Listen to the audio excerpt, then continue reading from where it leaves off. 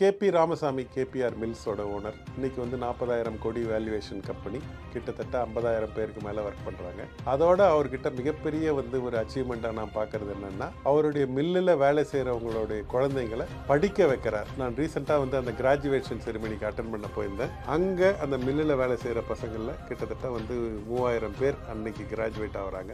அவங்கள படிக்க வைக்கிறதுலேருந்து எல்லாம் பார்த்துக்கிட்டு அதுக்கப்புறம் அவங்களுக்கு வெளியே போய் வேலை வாங்கி கொடுக்குற வேலையும் செய்கிறாங்க. அவங்க திரும்ப மில்லுக்கு வரக்கூடாது அப்படின்றதுல ரொம்ப தெளிவாக இருக்கிறார். லைஃப் ஸ்டைலாகவே வந்து பண்ணிட்டு இருக்கிறாரு. அவர்கிட்ட நான் பார்த்து ரொம்ப வியந்த இன்னொரு விஷயம் என்னன்னு பார்த்தீங்கன்னா, டிசிப்ளின். 40,000 கோடி நிறைய பேர் சம்பாதிச்சிருக்காங்க. அது ஒன்றும் பெரிய விஷயமா நான் பார்க்கல.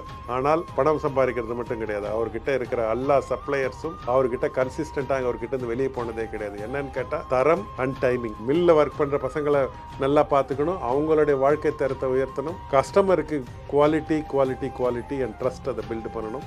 மூணாவது பர்சனல் டிசிப்ளின்.